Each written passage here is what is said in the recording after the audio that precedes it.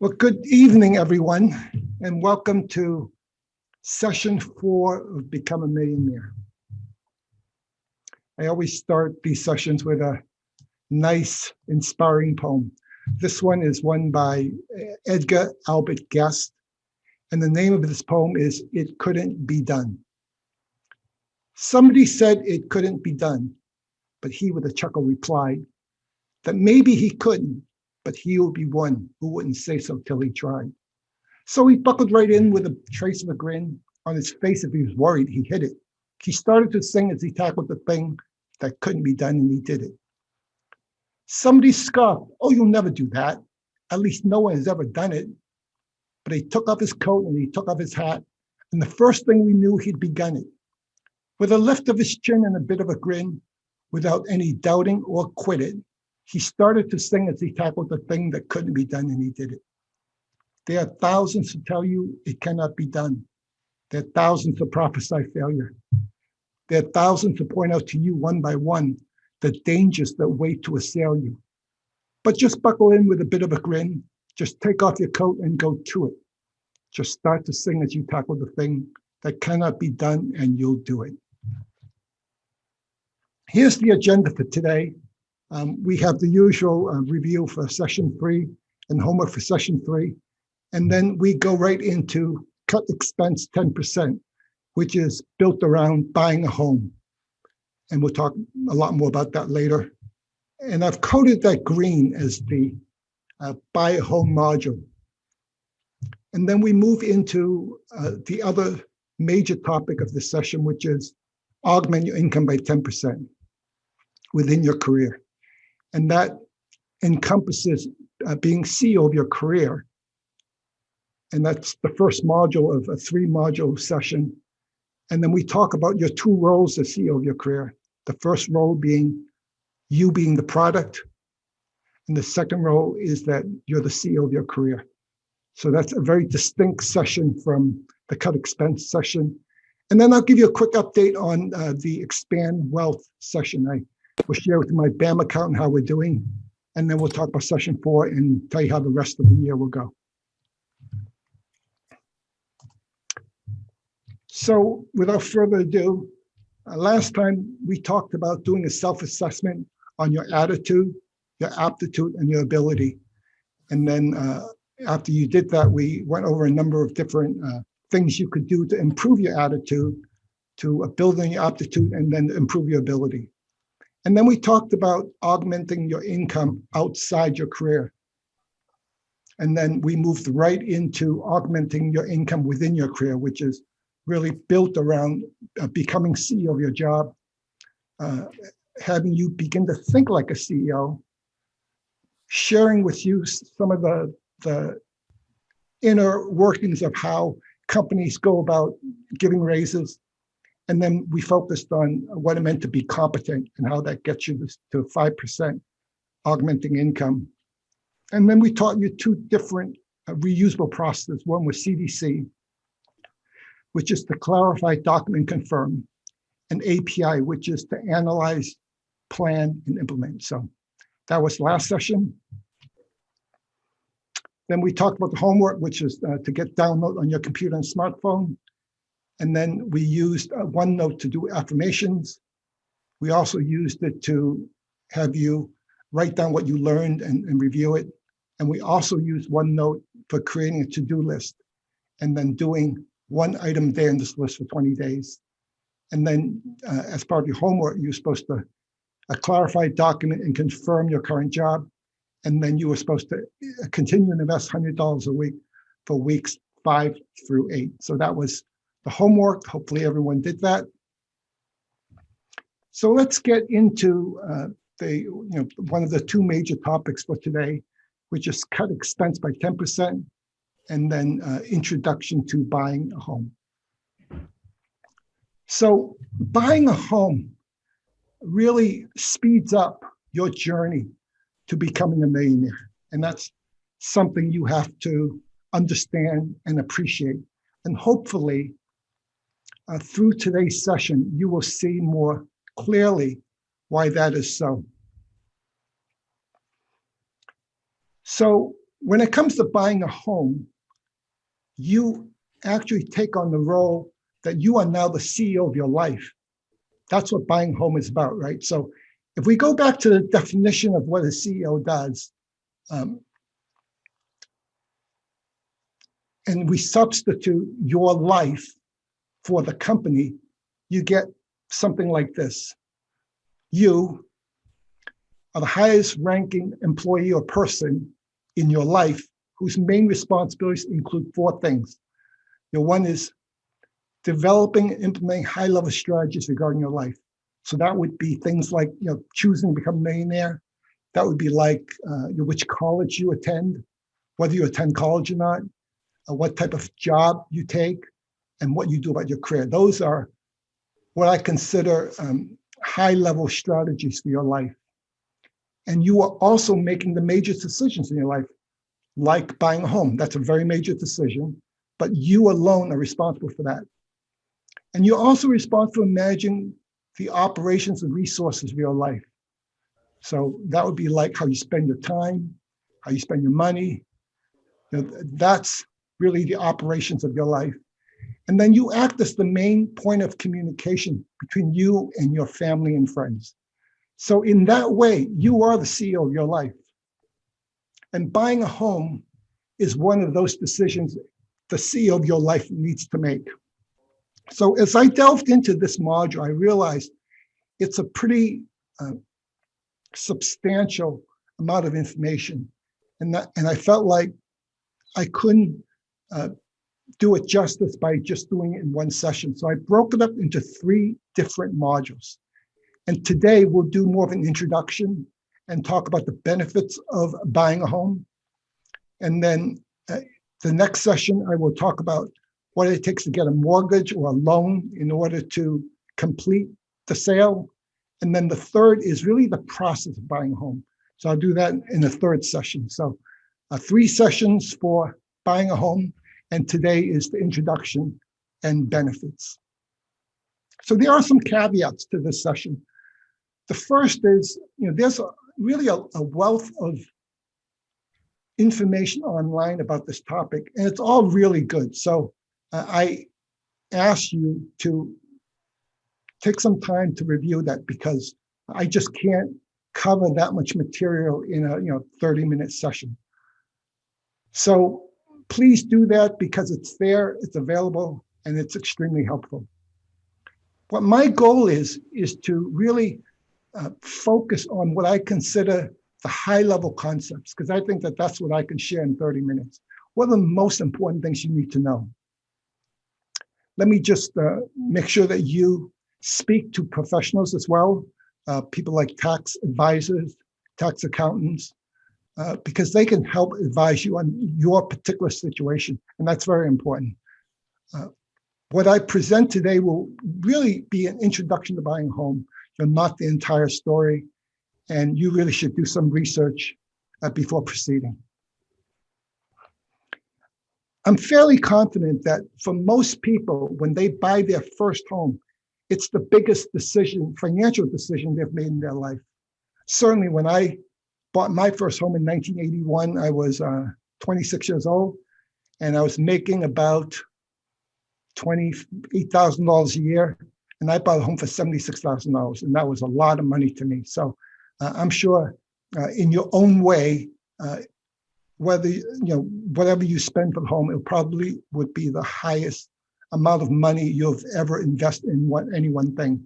So I'm just doing some extrapolation, but depending on your financial situation, you will probably be purchasing your first home somewhere between $200,000 and $600,000. That's what I estimate, and I would say 70-80% of people will be in that range. Some will be a little bit lower, some will be a little bit higher, but it just gives you a sense of the range that first-time home buyers are in. And if you're going to spend that kind of money, $200,000 to $600,000, you really need to take time to evaluate the situation and just make sure it's a good choice for yourself. So it's not something you want to rush into, something you want to be very thoughtful about and have a good thought process behind. Most people will decide to buy a home sooner or later. So the real question is not if, but when. So keep that in mind. And I think I shared with you this in the green box at our very first session.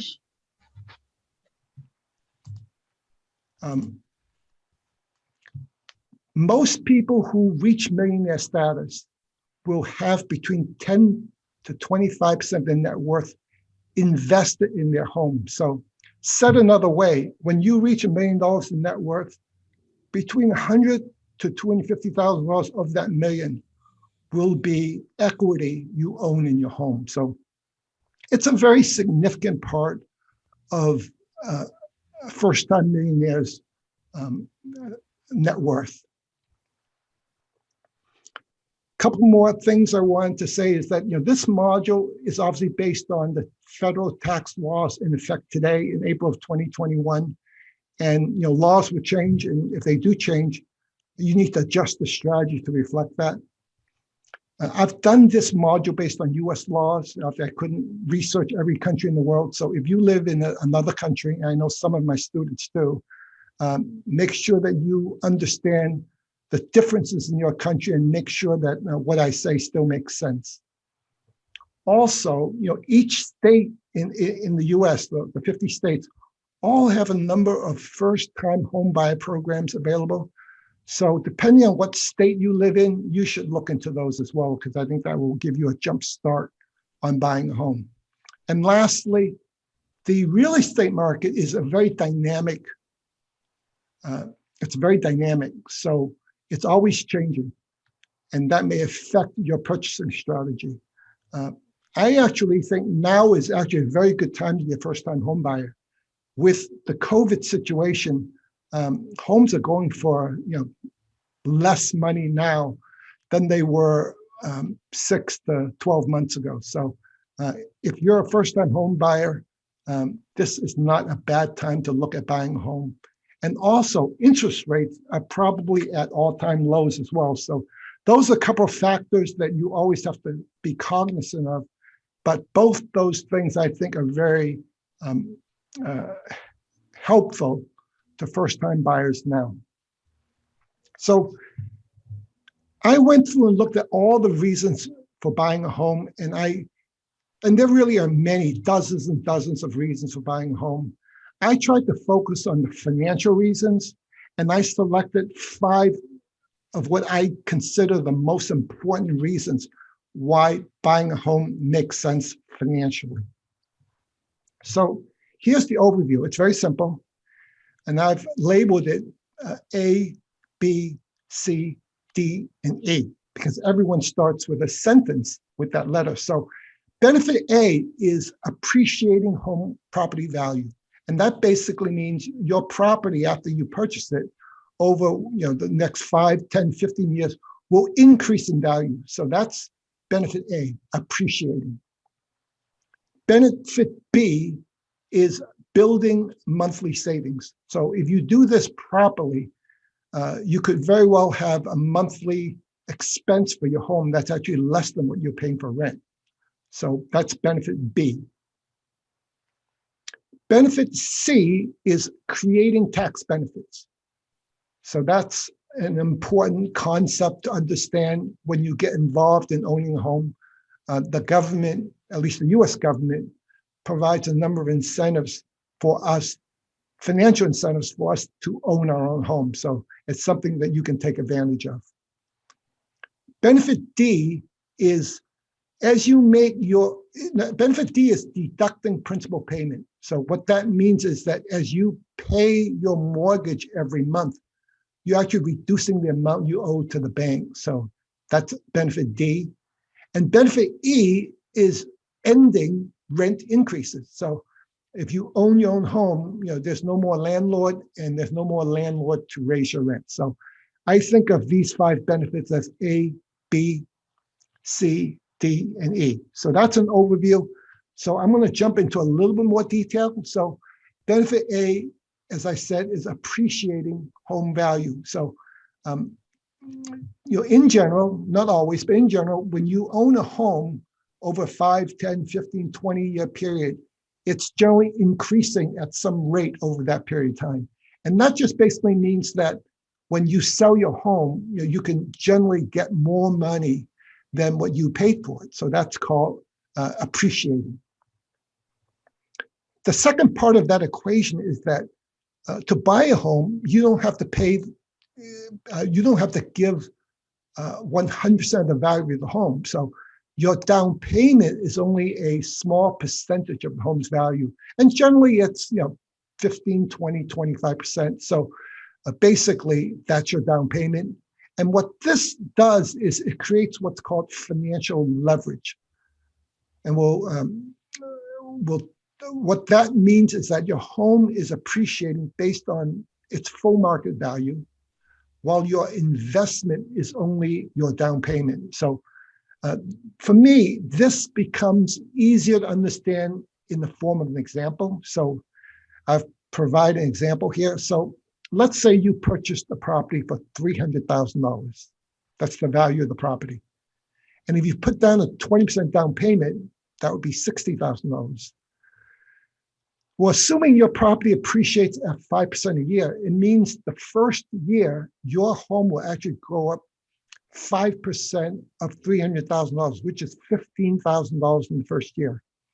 And if you get a $15,000 return on a $60,000 investment, that's a 25% ROI, return on investment. So that's one of the reasons why buying a home is financially very beneficial. Benefit A, appreciation. Benefit B, as I said, was building monthly savings. So this is a very important concept. If you're like most people, you are already paying rent. So every month, you write a check to your landlord, whether it's $1,000, $2,000, $1,500, but every month you pay rent. And when you pay rent, that money basically goes to the landlord and you get to live there, and that's it. The strategy here is to convert that expense into an investment. So instead of giving it to your landlord, you instead are putting it into your property. So let's continue with that example. So let's assume your current rent is $1,500 a month. And we're talking about that $300,000 property. So for the $240,000 mortgage that you take, the monthly payment is about $1,100, assuming a certain interest rate. And I made an assumption that the property tax is $175 a month. You have to get property insurance, that's $88 a month. And then if it's a condo, you'll have a condo fee. But the sum of all those costs are $1,368. And if you were paying $1,500 rent before, you've now saved $132 a month. So that becomes a very nice benefit to owning a home versus renting. The third benefit is creating tax benefits. And I mentioned that the government provides financial incentives for people to own a home. And this example assumes you're at a 24% marginal tax rate. Means that, when you fill out your taxes every year, that you end up, your highest tax rate is 24%. The tax benefit of owning this particular home is actually $218 a month. So that's another financial benefit to owning a home.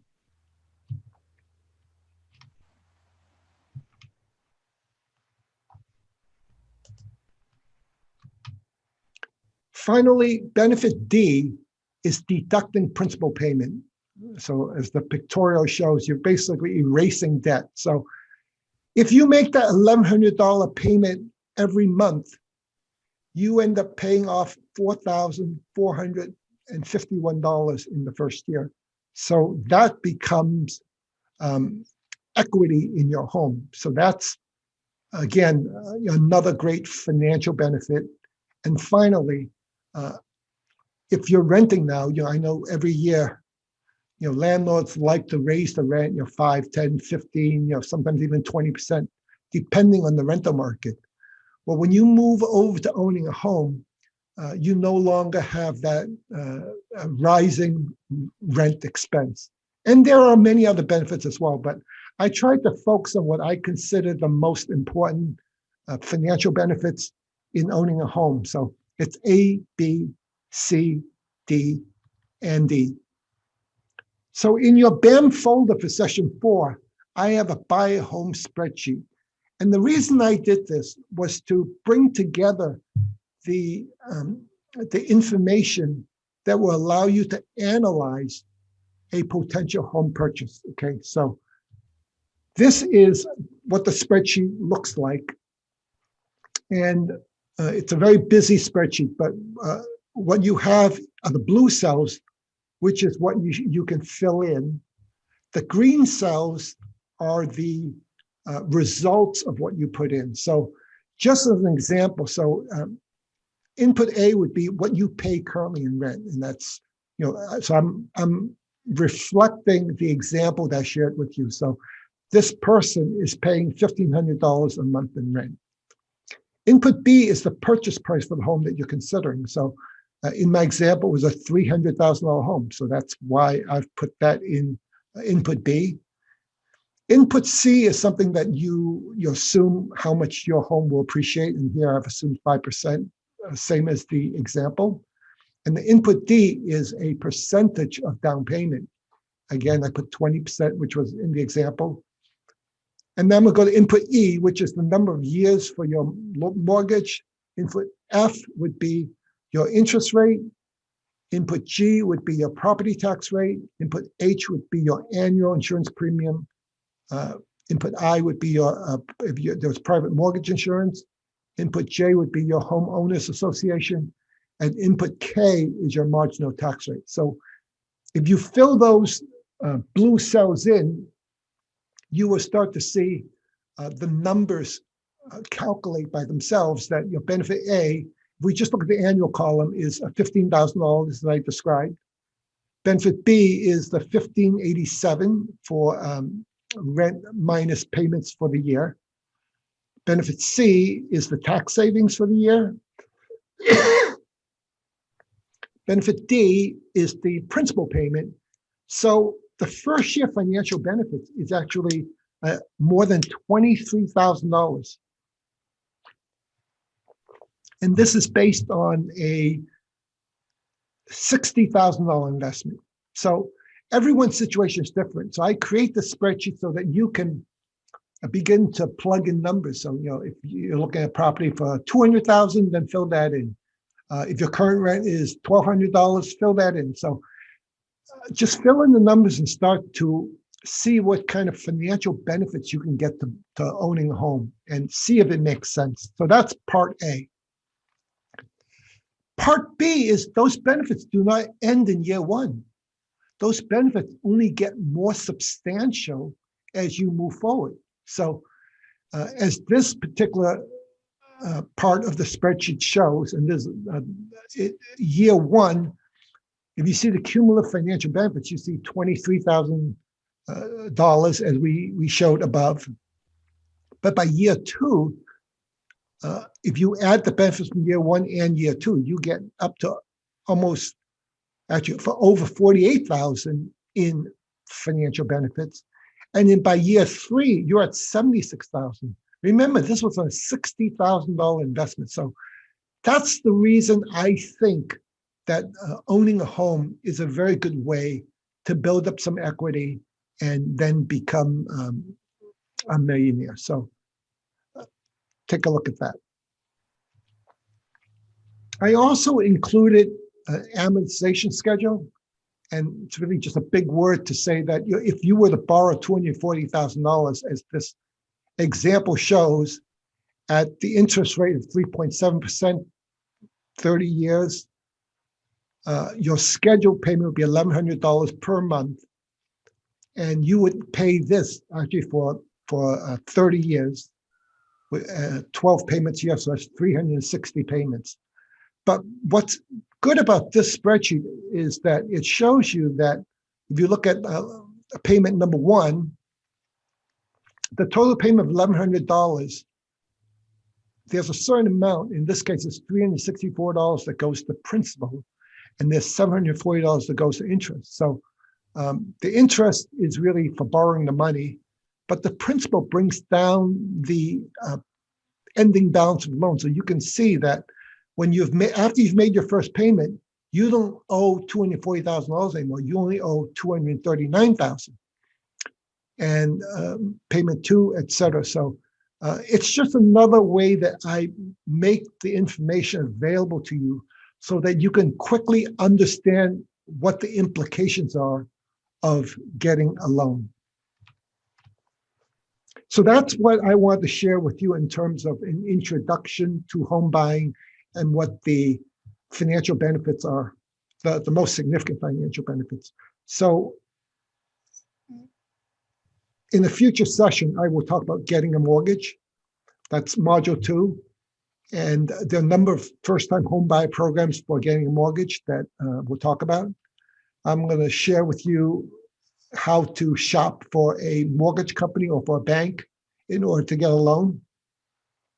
I'm going to talk a little bit about checking out your own credit score, because a credit score usually ranges from 400 or 500 to 800.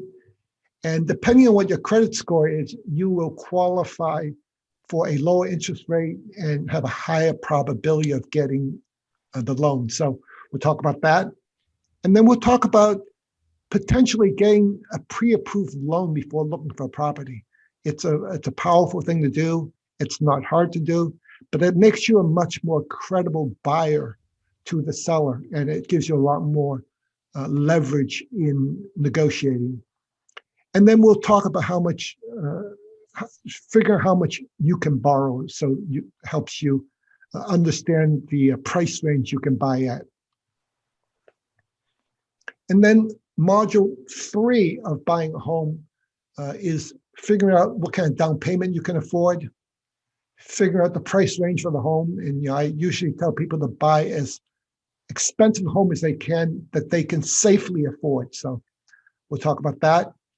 We'll talk about how to look at the websites on the internet like Redfin and Zillow and Trulia to look for a home.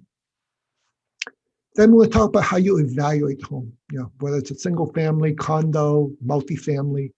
I'm going to try to work with you in estimating the future value of a home, because that's an important part of deciding whether it makes sense to buy that home. Talk about the most important thing about real estate, which is location, location, location. And then potentially having a tenant of your own, either renting a room or helping someone to cover your expenses, how to negotiate the purchase price, how to get a good home inspection, and then how to complete the buying process. So that's the module 3 that we'll do in a future session. So homework 1 for April is to play around with that buy a home spreadsheet. Spend an hour on it. Put in your monthly rent, your purchase price, down payment. Just play around with those cells and then see how the benefits look. Can't break it, so just play around with it. It will start to give you a feel for what the benefits are, depending on what value properties you're looking at. The second homework for this month is go to Google and search how to buy a home, and read some of the home buy guides that are on the internet. Spend about 2 hours doing this. So there's 4 sites I really like. So it's rocketmortgage.com, nerdwallet.com, investopedia.com, and daveramsey.com. They each have articles that are very helpful in rounding out your knowledge about buying a home. So here's the webpage look like when I put in how to buy a home. And you can see the first link here is the Rocket Mortgage link. The next one is the Investopedia link. And then the third one is the Dave Ramsey link. Then on this next one, you see a couple of NerdWallet links towards the bottom. And here's what the Rocket Mortgage link looks like. It's buying a house in 2021, a step-by-step how-to. Very, very helpful. NerdWallet has a nice site where you can enter information and it does some calculations for you to see what you can afford. Again, another nice site. This is the Investopedia site, and it's got a complete home buying guide, and it's got the first time home buyers guide. So this is another great article to read. So that's gives you a sense of what's available online, and I think you should spend a couple hours doing that, in the month of April. So that completes the introduction to home buying. So hope you enjoyed that. Hope that was helpful. And from there, we're going to move to actually a very different topic. And I've marked this one more of a purple color. And it's to augment income within your career. So that's the section we're at now.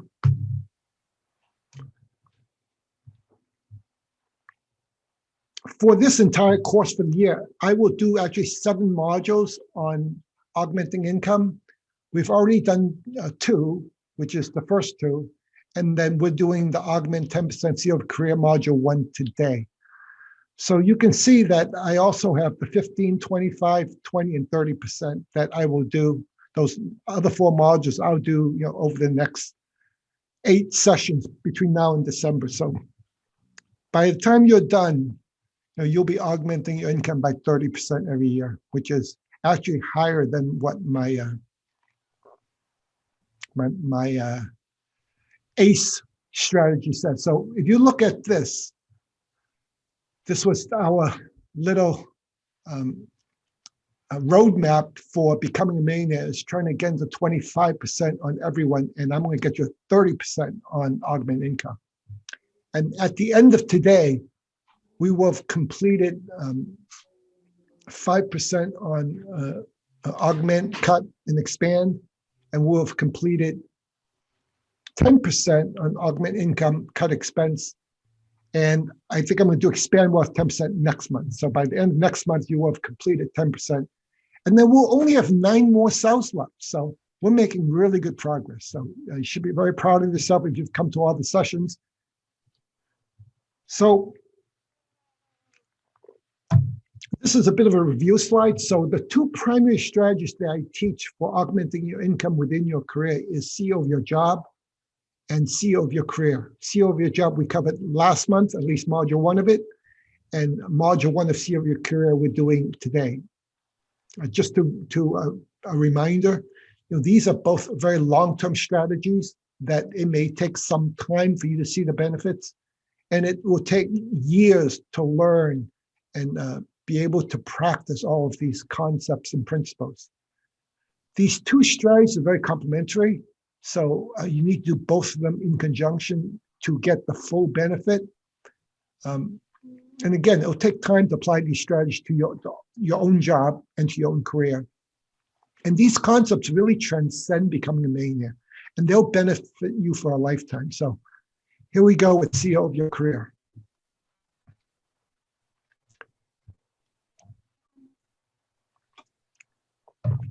To become the CEO of your career is actually not easy. It's probably one of the most difficult things that you will be doing. So I want to acknowledge that up front. I don't want anyone to think that I'm saying this is easy. It's not. It's really hard. It'll take you years, if not decades, to really master some of these strategies. But I share it with you because I think over time and through repetition, you will become more comfortable and you'll become more familiar with the strategies and tactics. If you become CEO of your career, that's a very big deal. Just know that. To become CEO of your career is a big, big deal. So why do I say that? Becoming CEO of your career is a choice. It's something that you have to choose to do. But if you choose to become CEO of your career, you immediately, at that very moment you decide that, you've assigned a greater significance to your career. You've said that your career is important, and you've decided to put a CEO in charge of it, right? No one's going to put a CEO in charge of anything that isn't extremely important. That's why companies have CEOs. because it's important to have someone in charge. You are also fully accountable for your success and or failure of your career. That's a big deal. This requires a tremendous amount of work. You have no idea how much work this requires, but it changes the commitment level to yourself, and it changes the commitment level to your career. So this is a big, big deal.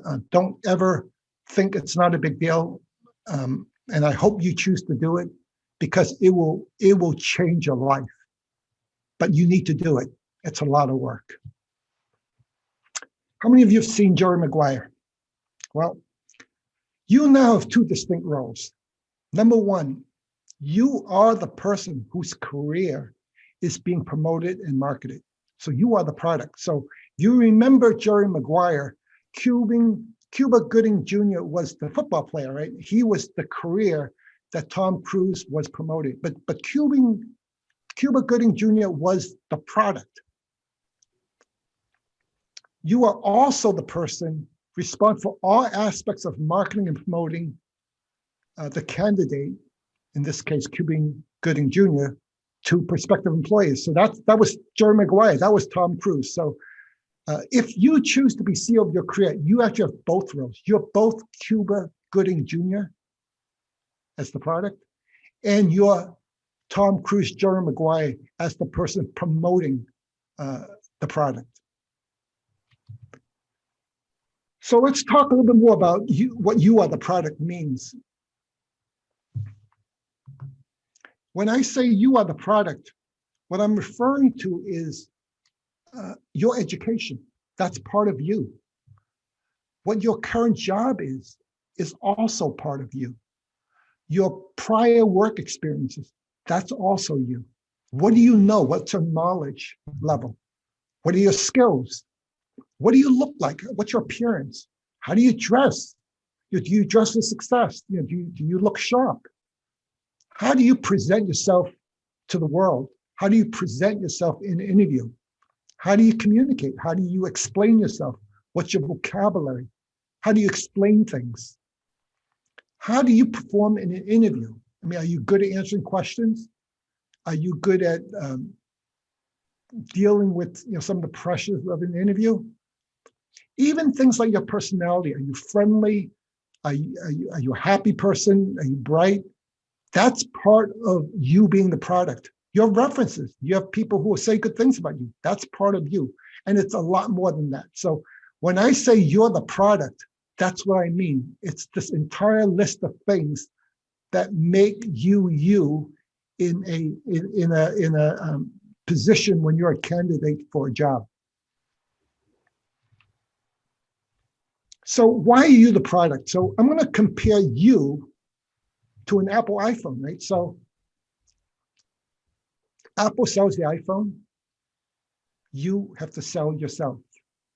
iPhone's the product, and you are the product. You have your access to your iPhone all the time, and the company has 40 hours of your time a week. iPhone has a feature sheet which describes all the things it can do. Well, you have a resume. That's a sheet of paper that describes everything you can do. The iPhone can run a range of different apps. So it has a bunch of different capabilities. Well, you have a number of different job experiences that allow you to perform at a variety of jobs. iPhone's easy to use, but you have a nice personality. That's like being easy to use. iPhone has a microprocessor speed. How fast does it do things? Well, you have a speed. How fast do you complete your work? You go to a store to buy an iPhone. Well, companies use recruiters to hire employees. iPhone has competition. You have Android phones out there. Well, you have competition, which is other candidates who are applying for the same job. So I hope you can begin to see how you are a product, just like iPhone's a product. So let's talk a little bit about iPhone as a product. The iPhone was born in 2007, so that was 13 years ago. It's really a very young product if you think about it. But in 13 years, the iPhone has absolutely revolutionized the world. There are 900 million active iPhones today, and that's a lot of users. There's like 6.5 billion people on the planet. It's about 1 of every 7 people have an iPhone. Thousands of Apple employees work to improve the design, the appearance, the quality, durability, the features. I mean, it's the thousands of Apple employees trying to make this product better. And then there's many, many thousands of Apple employees who are promoting and marketing and selling the iPhone family of products. And if you go to the entire iPhone ecosystem, which includes all the people who write apps for the iPhone, now you're looking at many, many thousands more people. So this is a very rich product with a lot of features and a very broad base of capabilities. I would say the iPhone is a great product. It's a really great product. You can see that every year they have a new phone with more features, more speed, more capabilities. The iPhone is continuously improving every year. As great as the iPhone is, it's improving every year. So what do you think? Are you a great product? Remember, even a great product like the iPhone needs marketing and promotion to be a success. Even the iPhone, which is kind of sells itself, needs marketing and promotion. And Apple does great marketing and promotion. So my question to you, quite simply, is, don't you deserve great marketing and promotion? Are you continuously improving? Even a great product like the iPhone needs to improve continuously. So my question to you again is, shouldn't you be continuously improving? So let's move on to role 2, which is you are the CEO of your career. So what does that mean really? It means a lot of things, right? So obviously you got to think about what it is that you're doing. You got to call recruiters to find out what types of jobs are available. You need to analyze things on a piece of paper. You need to be a cheerleader. You need to figure things out, and you need to be victorious. So being CEO of your career means a lot of different things. So what exactly are your responsibilities as CEO of your career? Your job is to sell yourself as the job candidate. So there's, at a high level, this is more of an overview. I'll get into more detail later, but at a high level, you got to make the product the best it can be, just like the iPhone. That's the first thing you got to do. After that, you need to get to know the client. So you got to do some self-discovery as a job candidate. You got to do what I call a SWOT analysis, which is going over the strengths, weaknesses, opportunities, and threats of the candidate. That's of yourself. After you've done that, you need to know about the relevant job market. You need to know what job opportunities available. You need to know what the salary range is. What are the requirements for these jobs? You need to know as many recruiters as you can who work in this space, because they're the gateway to the jobs. Then you need to know how to package and present your candidate, and so much more. So this, at a high level, this is what you need to be pursuing as CEO of your career. And as I said before, it's a big deal. Tim Cook, the CEO of Apple, he's the CEO of iPhone's career. He has 2 roles. He has to improve the Apple product, the iPhone product, and he has to promote and sell the product. Similarly, if you're CEO of your career, you have the same 2 roles. You've got to improve yourself, number 1, and then you got to promote and sell yourself, number 2. So I've broken CEO of your career into 3 modules. So during module 1, I'm just going to cover steps 1, 2, and 3. And I'll cover the rest of steps in a later session. But here are just an overview of the 10 steps, and then we'll get into a little more detail about the first 3 steps. So you need to establish a personal vision. That's an important part of having becoming CEO of your career. You need a vision. Number two, need to get to know yourself. And we'll talk a lot more about that, but that's an important part of this process. Number three, you have to develop long-term career plans. And I'm talking about 30, 40-year career plans. So, and number four, when I used to run PHT, we used to have a roadmap for our products, which is, what the product would do, the new features we were bringing to the product in the next 2-3 years. Well, you need to develop your own personal roadmap. What will you be doing and learning, and what will be your capabilities be in the next few years? And then from the personal roadmap, you need to put together a self-development plan in order to achieve that roadmap. Number six, you have to know the job market. Just like Jerry Maguire had to know all the teams that won at Cuba Gooding Jr., you need to know the job market. You need to know recruiters, and you need to be searching the web, but there's a lot of information available about the job market that you can be a candidate for, and you need to learn about it. And that's a lot of work.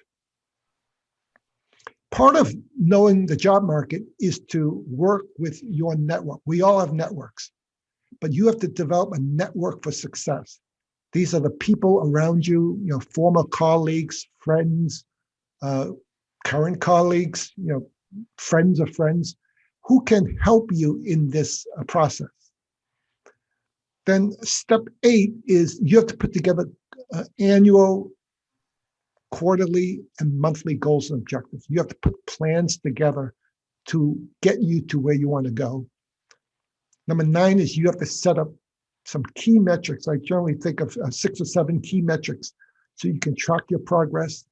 And number 10 is you have to do monthly reviews of yourself. So these are the 10 steps to becoming the CEO of your career. So let's get into a little more detail for step 1. So you have to establish a personal vision. And why is that? Well, a personal vision statement gives your life or your job or your career purpose and focus. It has to be exciting. It needs to be motivating to yourself as well as to your network. It has to be inspiring. It's very important that this vision is short, concise, and memorable. So I have an example here. To be honest, impactful leader who is recognized internationally within my industry. So if you were able to share that with your network, I would think that your network would want to help you become this impactful leader who's recognized in the industry. So that's the reason you have this vision, is because it will motivate yourself as well as your network to help you get there. Very important. Getting to know yourself. So the 2 exercises I have for this is what I call SWOT analysis and the candidate self-discovery. So digging into the SWOT analysis a little bit, you have to spend some time thinking about what your personal strengths are. What do you do well? What are you good at? What do you know? What are your strengths? What's your attitude? All the things that make you a great candidate for a job. And then you have to look at what your weaknesses are. You have to see, what do you not do so well? Do you make mistakes? What's the quality of your work? So you have to understand your personal weaknesses. You also have to look at what opportunities are available to you. Don't be so narrow-minded. You're probably in a current job, and there's probably similar jobs available, but you need to try to think outside the box. Which industry, which field, which position could you move to? Do you need some development or training to get there? What industries and companies need someone of your profile? So you need to spend some time thinking about what the opportunities are for yourself outside the box. And then threats. What are the potential threats to the industry or the company or the job that you're in? I mean, if you're in an industry that's not doing well, that's a threat. You may want to explore other opportunities. If there are parts of your job that you don't do very well, that's also a threat. So it's important to look at all 4 of these squares, right? So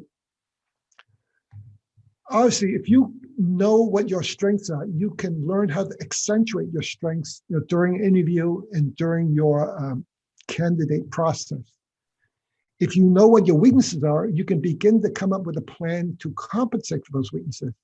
Either get some training or figure a way to explain it better. You need to have open mind about career opportunities, and you need to be always vigilant of potential threats to your career. So that's one thing you have to do. And so in the BAM session 4 folder, there's a worksheet for you to fill this out.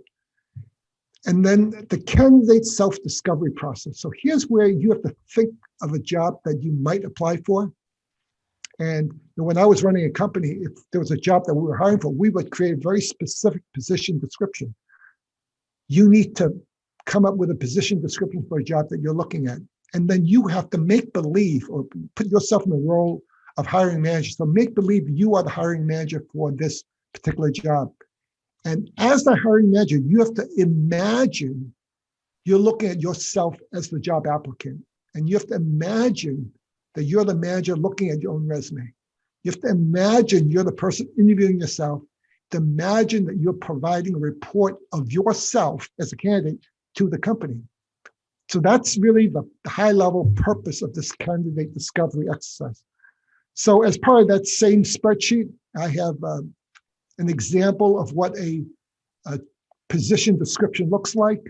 And I want you to fill out the blue cells for a possible position that you would be applying for. So this was actually for VP of Product Development for Acme Corporation. You need to put together a job that's similar to what you're doing or similar to what you might be applying for. You have to talk about what those responsibilities will be.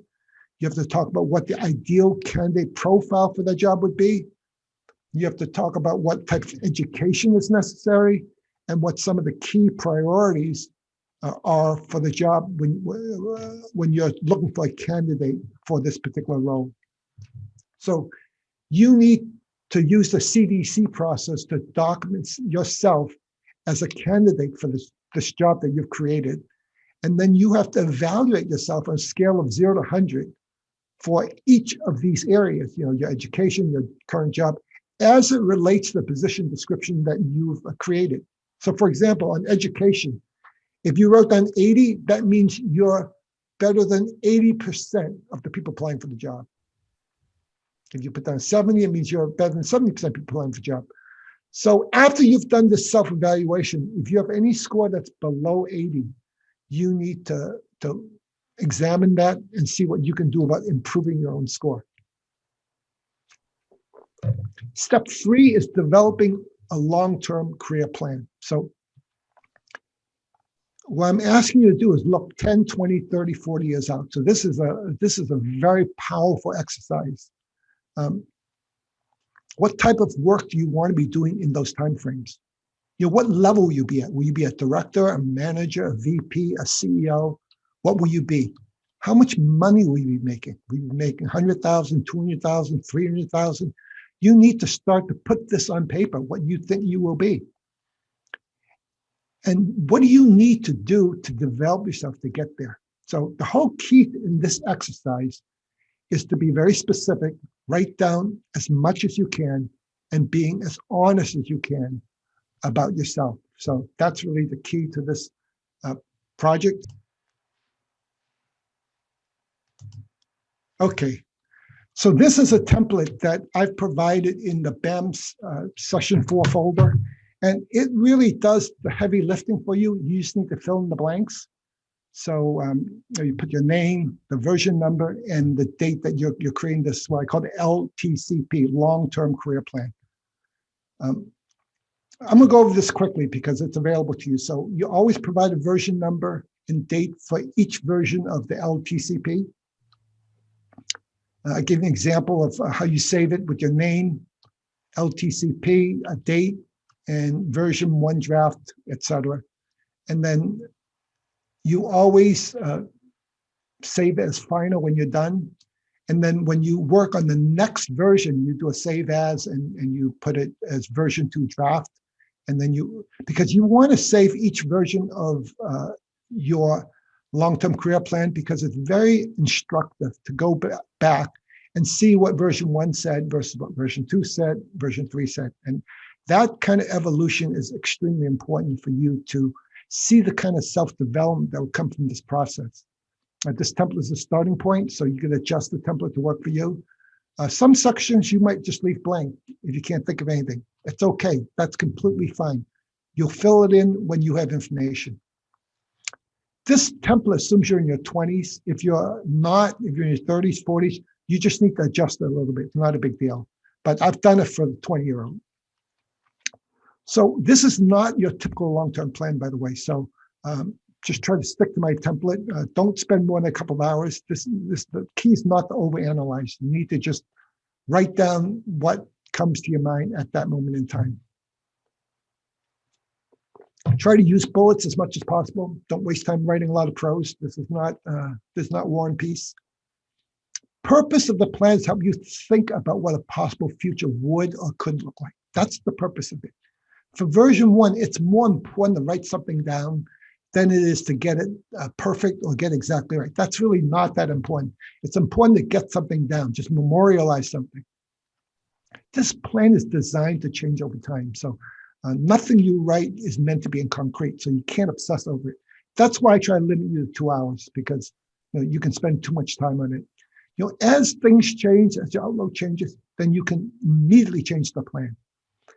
So on this kind of plan, you should both work backwards as well as work forwards to meet in the middle. So what do I mean? So this is when you're in your 20s, you should start off with what you want to be when you're 60, in your 60s.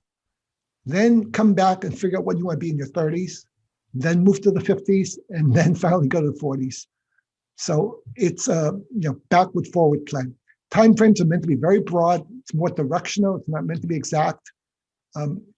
Make sure things make sense. So this is called the Goldilocks plan. So for every decade, make sure you're getting a reasonable amount of progress. Right? Not too much. You can't make big jumps, but not too little. Like you're not making any progress. So, and remember, the focus of this plan is to augment your income and to become a millionaire. So that's really the focus of this. This is not about, this is what it's about.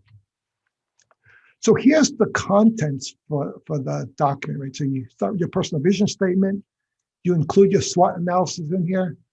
You do what I call a salary forecast, which is part of one of the earlier spreadsheets I provided. I'll show you. You kind of write about where you are now. Then you do career projection by decade. You do the kind of changes you want to make in yourself by decade. Do a career summary and executive summary. So here's an example of the vision statement. I just made this up. It's not real. So I will become an expert in machine learning technology and start a company that provides machine learning services to enable improved decision-making in corporate America. So that could be a vision statement. And I think if I had that vision statement, I could get a lot of people helping me. Here's a SWOT analysis. Here is a spreadsheet from BAM session 2. So if you fill in what your annual income is now and fill in what your augment income percent is, it will project what your salary is. So as you can see on the left, if you make $50,000 in 5 years, you'll make $63,000. In 10 years, you'll make $81,000. And out 30 years, you should be making over $200,000. So that's something that you should do and fill in this session with. So this was a slide that talks about where you are now. Just answer the questions, your current job, responsibilities, et cetera, et cetera. And then you want to do the same thing when you're in your 60s. Then go to 50. Actually, I want to do the 60s, 30s, but I did this in order. And then you have to describe what changes you have to make when you're in your 60s, et cetera. So I'm gonna speed through this. So the career summary, which is 7, you want to write down what your job titles, salary, and what's new about your job in each of the decades. This is a summary of what you already talked about. And then you want to do a career summary, which is what types of jobs, income, and things that you learned along the way. And these are just examples. And here's the executive summary. So anyways, so here's the homework for CEO of your career. So we've finished steps 1, 2, and 3. So number 1 is I want you to develop your personal vision. Number 2, I want you to get to know yourself, which is the SWOT, and then the self-discovery worksheet. And I want you to work on that long-term career plan template. And then last month, I asked you to do CDC for your job. This month, I want you to do API for your current job. And then steps 4 through 10 will be covered in the future session. So that actually completes Augment Income 10%. If you do that, you're well on your way to enjoying a very substantial raise every year. Now let's talk a little bit about Expand Wealth. So as you all know, I talked about this in session 2, and I gave you an update last month, which was March 2nd, and now I give you another update on April 2nd. So this was a few days ago. As you can see, these are the, I guess, 5 stocks that I have. I have SOX, PSI, VGT, QQQ, and IGV. And you can see SOX is up about 10%, PSI is up 5%, VGT is down 2%, QQQ is down 3%, and IGV is down 6%. But all total, I'm now up $19 from my initial $1,000 investment. And using the spreadsheet from, I think this was from session 3, you can then fill in the date, which is April 2nd. And at that time, I had $1,019, and that would be annualized 12%. But I did it again yesterday at 10:30 a.m. And at that time, I was at 1,030, and that's actually 17.66%. But these numbers fluctuate a lot. The thing to know here is that it's starting to happen, and I'm starting to get that 10% type of growth in my account, doing exactly what I taught you guys to do. So hopefully, if you do that, you're seeing similar results. So where are we? So we've done 12 modules. I will do 12 modules. We completed session 4 today for April, which is cut expense 10%, buy a home, augment income 10%, which is seal of your career. And next month, we're going to do the Become a Millionaire project plan, and we're going to do Expand Wealth 10%.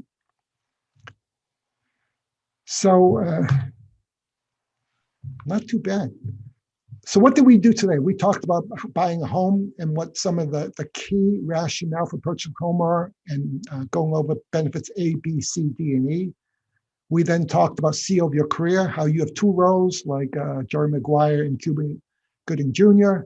And then we went over the first 3 steps of seal of your career. We developed a long-term plan. And then we gave you an update on Expand Wealth. And then we have 6 items for homework this week, 2 of this month, 2 for buy a home, 3 for seal of a career, and 1 for seal of a job. So that completes today's session in 1 hour and 6 minutes. So thank you so much. And at this point in time, I will stop sharing and open it up to questions and feedback. So you feel free to unmute and let me see you. Unmute and turn on your video. And hey, Lisa Ann, you're the first. How was that? It was very good. I do own a home. Good for you. So I will be, this is going to be too expensive for me because my son just moved. My daughter will be moving. So getting ready to sell the house at some point and get something a little more affordable for just me. But good. That's good. This is the 3rd home I've owned in my life.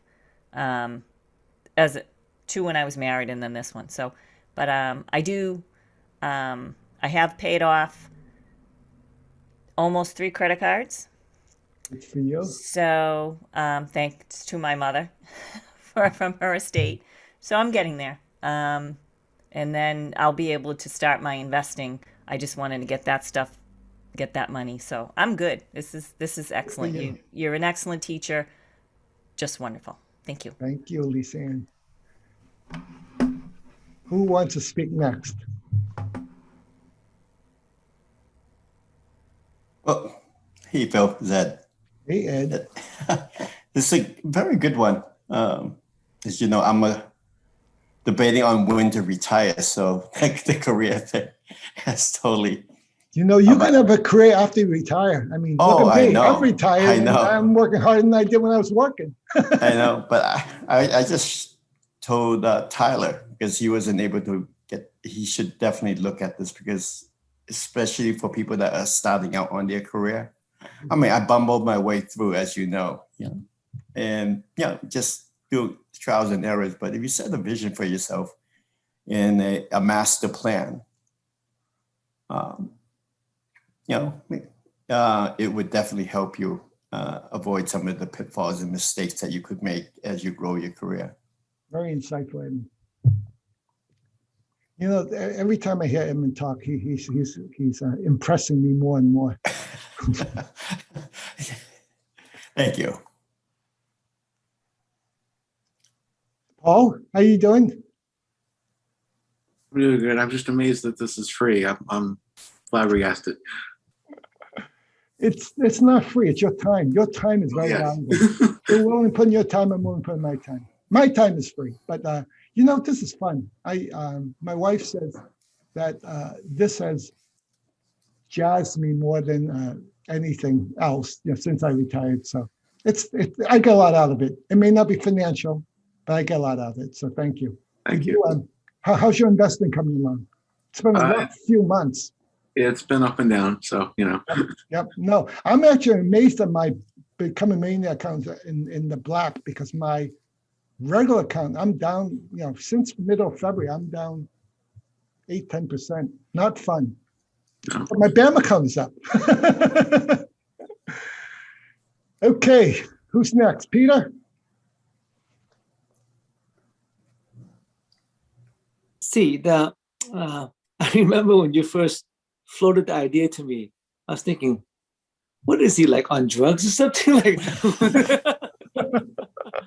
so with great trepidation, I decided, you know, to ride along, and I just really impressed at the commitment you have to this project, because there's a lot of research. There's a lot of research, a lot of putting things together, and I think you're right. You haven't worked this hard since maybe 25, 30 years ago when different part of our career. For those who don't know, I know Phil for about over 50 years. No, it's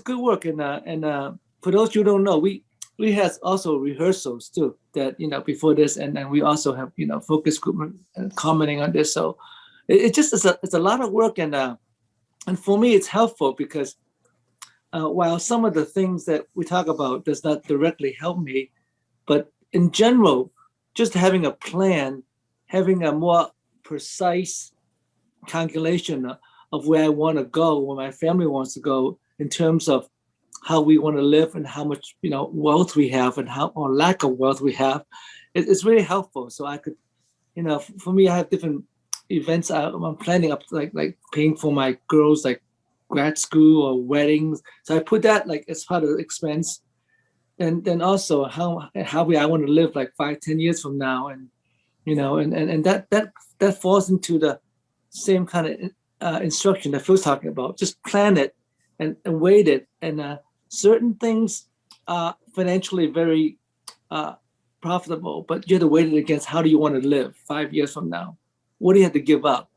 Like if you want to 5 cups of Starbucks coffee every day, then, you know, you might not want to save $100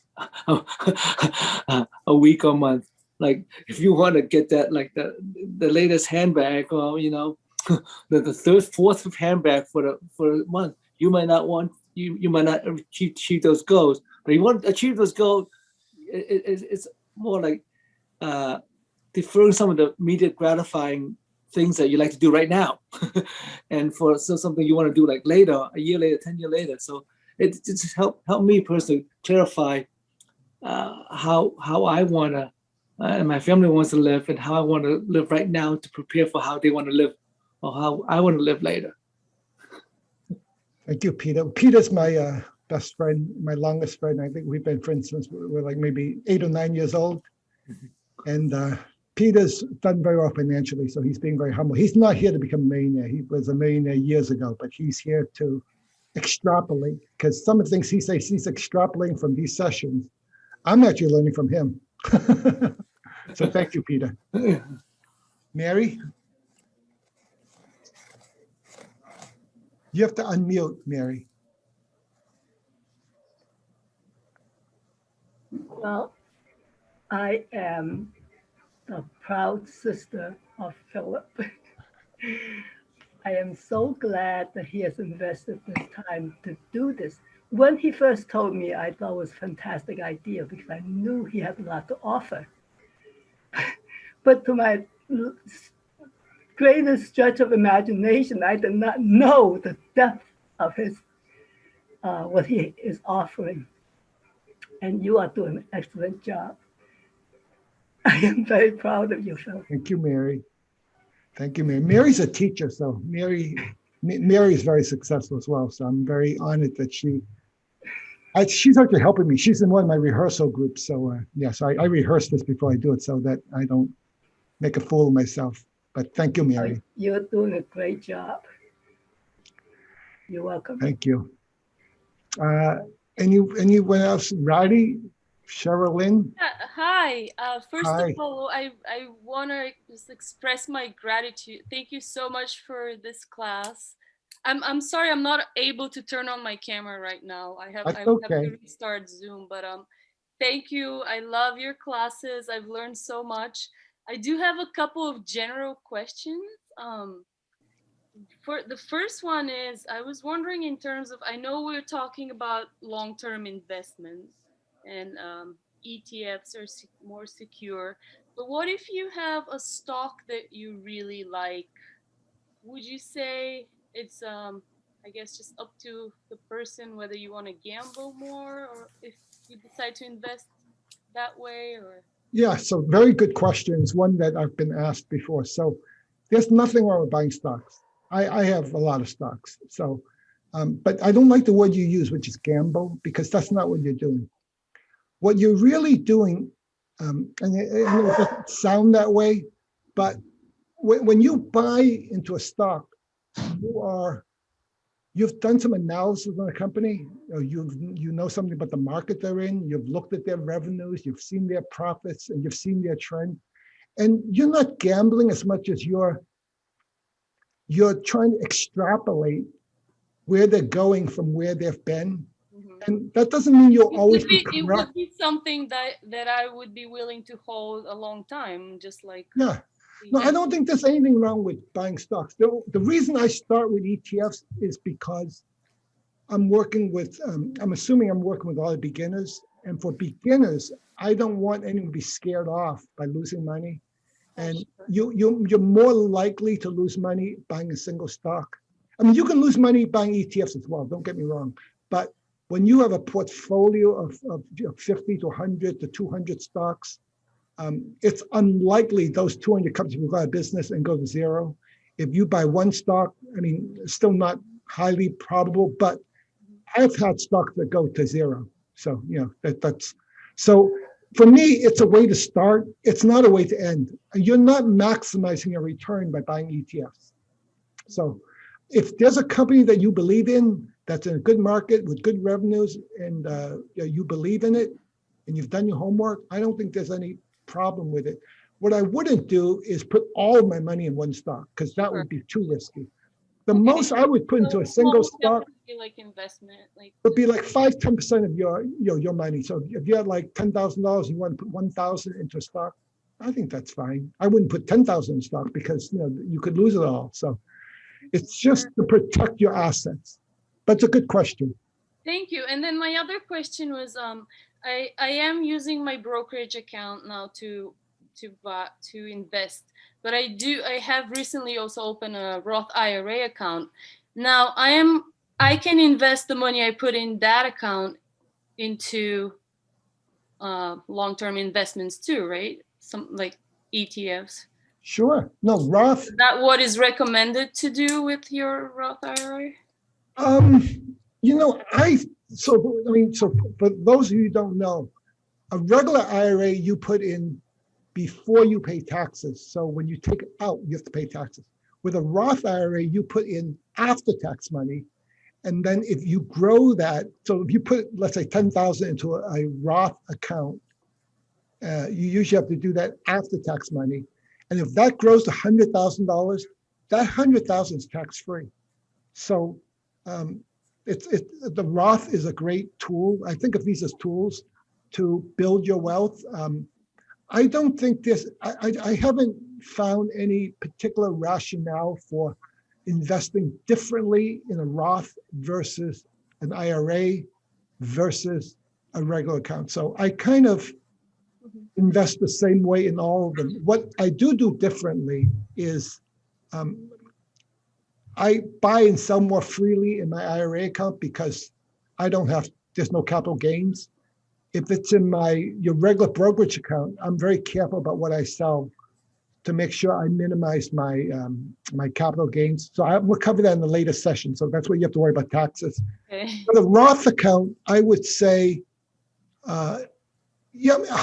in all three accounts, you want it to go up, right? Mhm. And you want to go up as much as you can. So I don't Up to you. see why you would want, the Roth to grow any less than your regular account or your IRA account. So there might be some strategy outside of the tax implication, but if I think ETFs can work in all of them, stocks can work in all of them. So I'm not sure I have a big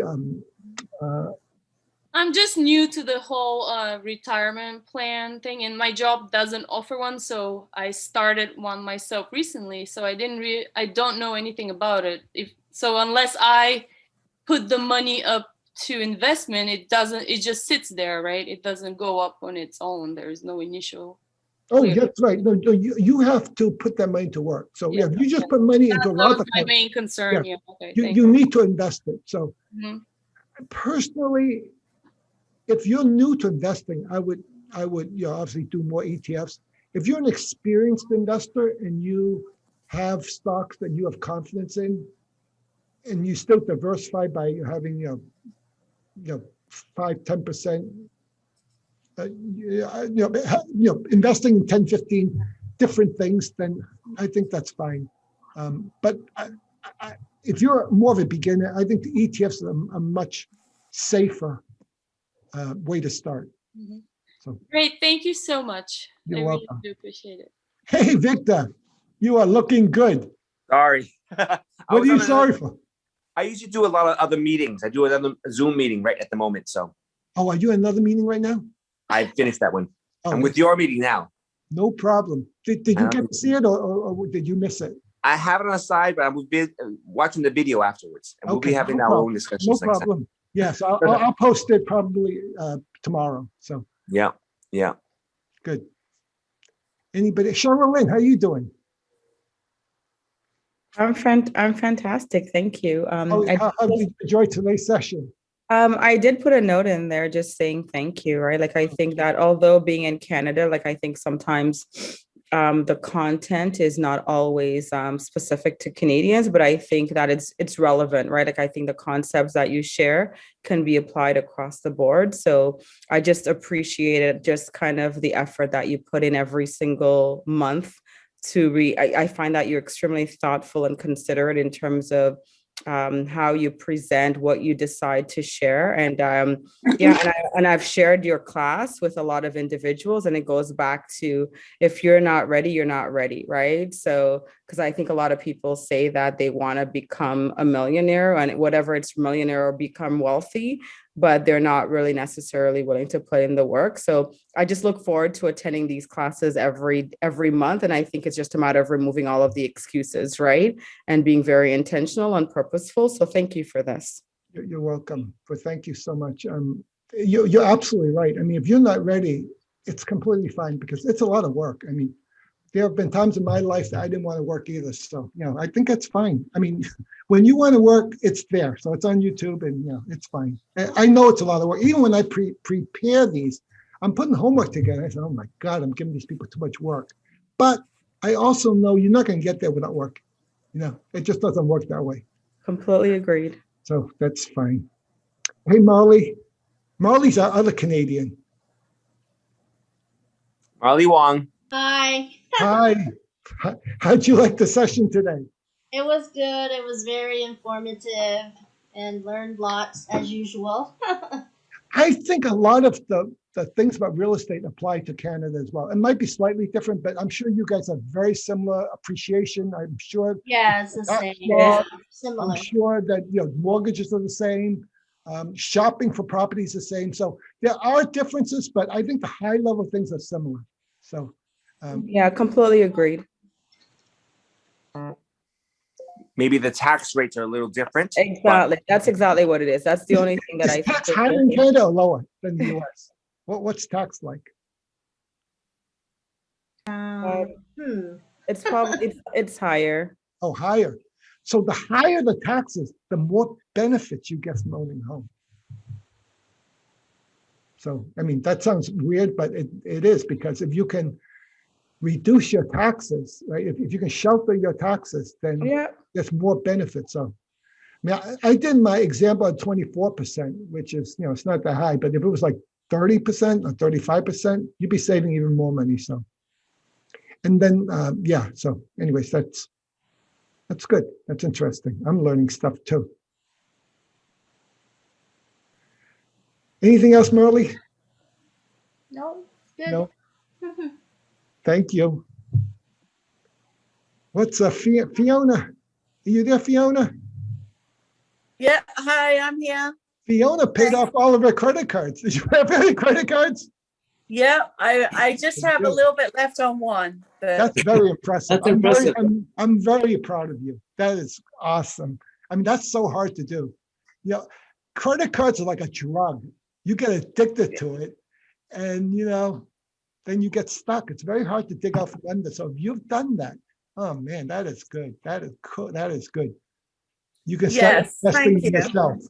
Yeah. Thank you for your guidance, because I'm a single parent, so it's kind of nice to have these monthly meetings and the structure and the homework. I really appreciate it, because it makes it easy for me to just work through it. And I think I had said to you earlier, when the student's ready, the teacher appears, and I did not know you at all. And like starting something on Meetup with a complete stranger was a leap, but I'm glad I made that leap, and met everyone, but especially your teachings they're really helpful, honestly. Like, I have been trying to conquer this my whole life. So.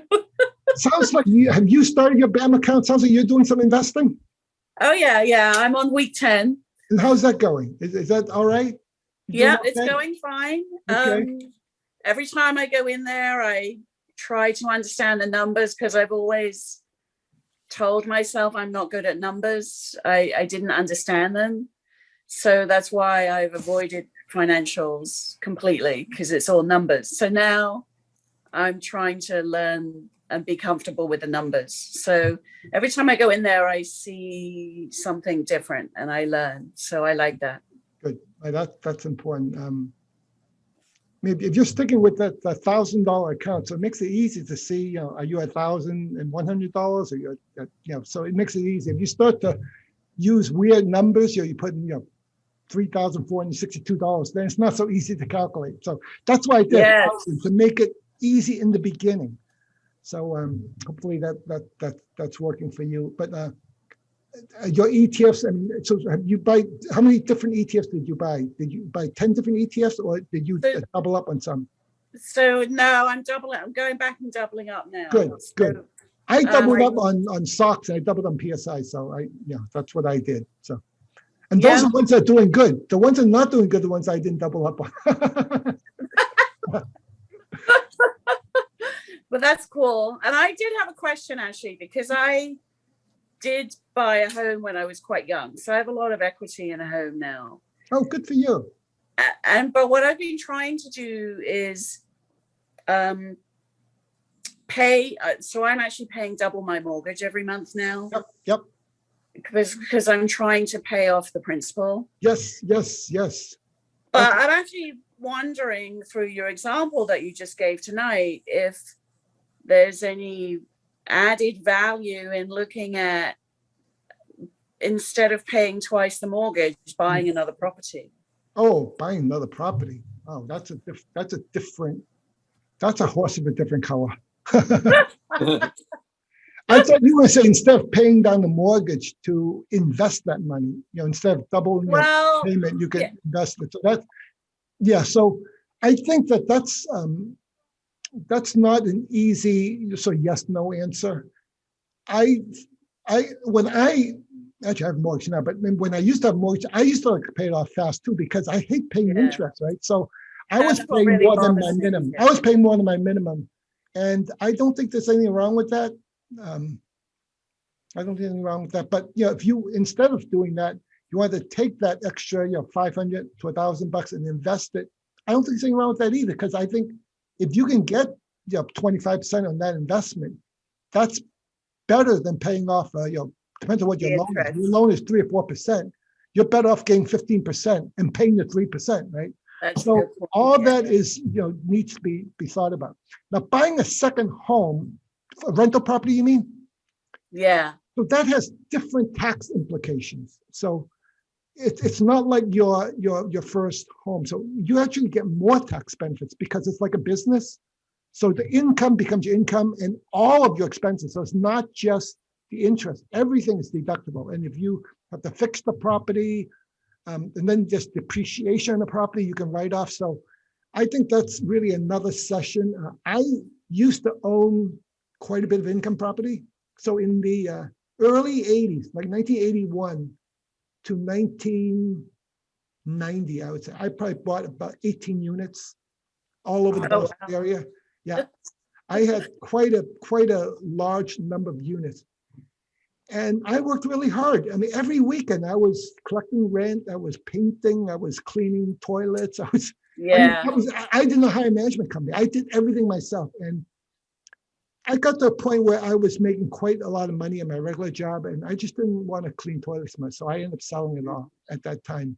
But I know a lot about income property because I lived it for a couple of decades. But and I did very well. That was part of how I built my my net worth, was my income property. But I don't talk about that anymore because I sold my last income property probably in like 1998. So that's almost 23 years ago. So it's almost like a prior life. I mean, I don't even remember too much about it. I just know I didn't like collecting rent. People don't pay rent, I have to be a strong guy. I mean, and you hate being that, but you got to pay your mortgage. Your mortgage company never says, "Oh, your guy didn't pay rent, so it's okay, don't pay me mortgage." No, it wasn't like that. I had to pay the mortgage regardless whether they pay me or not. So anyway, so it's a lot of. I think it's a great way to build net worth, but it's a tremendous amount of work. Tremendous amount of work, but it is one of the augment income strategies. What's less work is buying single family homes, like buying single condominium. I had some single condos that were pretty nice, and those were much less headache. I had a 6-family in sort of a lower income area, and that was a lot of work. So anyway, that's really a different course. Okay. Yeah, I have had another property in the past, and it was a rental. So I've done it once. When I got divorced, we divided that up. But, so yeah, but actually, I like the other person mentioned, I'm also about to open up a Roth IRA. So maybe the other option is to put more into that and see if I can get a better rate of return. So I like that idea too. I really like the Roth IRA. So I'm actually moving money into Roth right now. I have too much money in my regular IRA. Okay. And I'm growing that's not why quickly. I'm going to be doing it. No, it's not a problem most people have, but it's grown too quickly. So I'm really worried about my minimum required distributions would be too big. So anyways, I'm working my way through that. Okay. It's not a bad problem to have. I'm not complaining. Well, good for you. And thank you again. I truly appreciate it. Thank you. Stephanie, how you doing? I'm good. How'd you enjoy the session, Stephanie? It was very good. I think, you do a great job at. Stephanie's my daughter, by the way. Yeah. Stephanie's my youngest daughter. Breaking down things that can be very daunting and that people want to achieve, but maybe don't have the steps to get there. You do a really great job at breaking those things down into tangible steps. Thank You you. do a very nice job. Thank you. Thank you. Anybody else? Judas? I don't know who Judas is. Who is Judas?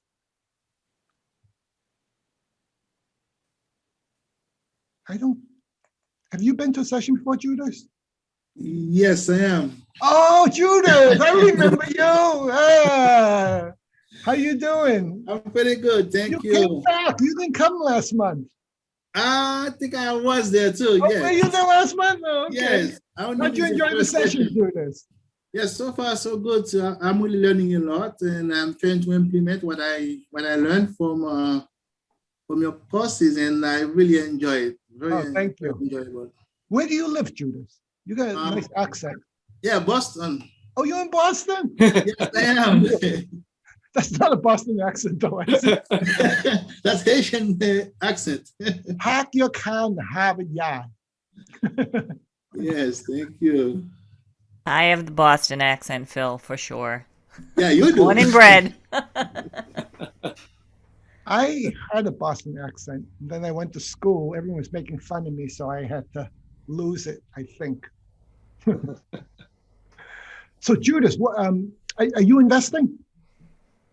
Yes. For since last March, about a year, I've been doing stock. So now I'm a day trader. You're a day trader. Are you serious? Yeah. Oh, wow. So you're an expert. If you're a day trader, you're an expert. Yeah. So what I've been doing, I just do cheap stocks. I don't really do those expensive ones. And since I'm learning about the ETF you're talking about, I'm really thinking about to get some ETF too. So are you a real day trader? So you buy and sell the same day? Yeah, same day, yes. Okay, so you're basically just momentum. So you look for someone that's shooting up, and then you buy in and then sell. Yeah, it. look for volume. Once they have volume, I will go after it. So you look for volume, and you look for some type of some type of event, like if it's a drug company that they approve the drug, or you look for some type of event that. IPO companies that will go after them. Yes. Oh, so you do IPO? You do IPOs for your day trading too? No, I did that too. Yes. I see. Pretty much trade everything. I've tried day trading, and it's like a video game. I'm not fast at video games, so yeah, I try video games, and you got to do really fast if you want to get in and get out. Like 2 seconds, you can lose like $20,000, and easily. I couldn't take it. I'm not that fast. When I play video game with Stephanie, she kills me all the time. That's good. I mean, day trader, that's some serious stuff. Stephanie gave me a thumbs up.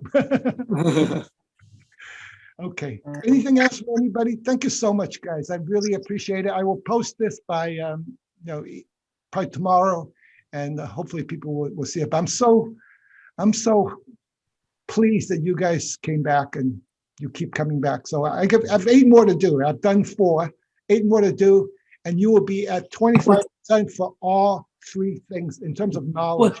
What's next week, Phil? What's the next section about? The next session is about the Become a Millionaire template.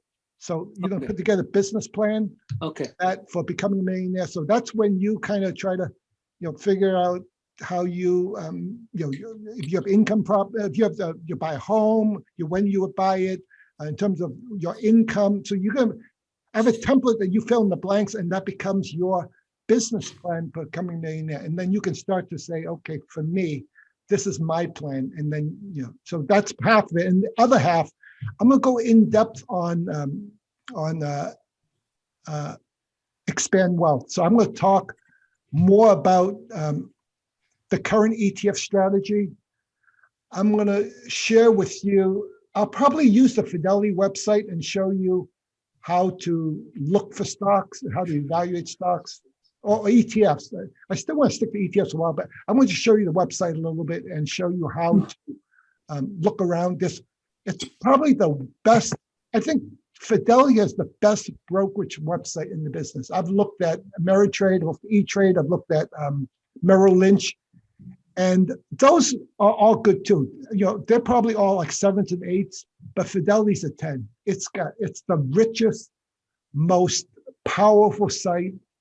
And if you have an account them, it's free almost, right? I mean, if you open an account for $5, you have complete access to their trading site with all that information. And it's really something that I will spend some time walking through that to help you understand investing. And I'm gonna hone the ETF strategy, right? And the ETF strategy I first gave you was these 88 ETFs, but I'm gonna take it to the next level because I want to get you up a level. Because remember I said that the first strategy was about easy to implement and not about easy, not highest return. So I'm gonna make it a little bit harder to implement, but you get a better return. So I'm going to slowly try to improve the return as it gets harder. So I want to start easy and not worry as much about the return. And that's what the first Expand Wealth 5% was about.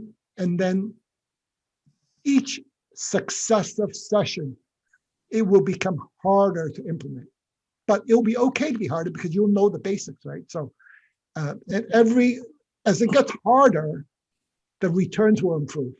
And doesn't that make sense? When it's really easy, you're not getting the full benefit or the power of investing. But I wanted to get people started. I didn't want to introduce it in a way that was so complicated that would make people be scared. So I tried to introduce it with baby steps, make it like anyone can do it, and anyone can do it, and you can get 5%. But then we'll move to 10%. Then we'll move to 15%, 20%, and 25%. So that's the plan. So the next session is to move you up to 10%. And I'm going to explain to you why you're sort of at 10% already, but that's the next session. So those are the two things next session. So that'll be a big session because that's really my next big investment session. Right? Session 2 was my first investment session, and 3 and 4 I've done CEO of job and CEO of career. So session 5 I'm going to go back to investing because by now you will have invested your $1,000, $100 each. So I got to get you to the next level. So that's the next session. I'm actually looking forward to teaching that one because I'll get to talk about stocks again, which I haven't been able to talk about. I really like that investing session because I got to talk about the S&P 500 and 90 years and what's been the last 5 years, 10 years. So we'll go back to that type of discussion and explain to you how you can improve your return by adding some complexity to what you do. Okay. I can't wait. Thank you. Thank you. Thank you. Bye, everyone. Thank you. Bye. Thanks, Al. Thank you. Bye. How do you turn this off?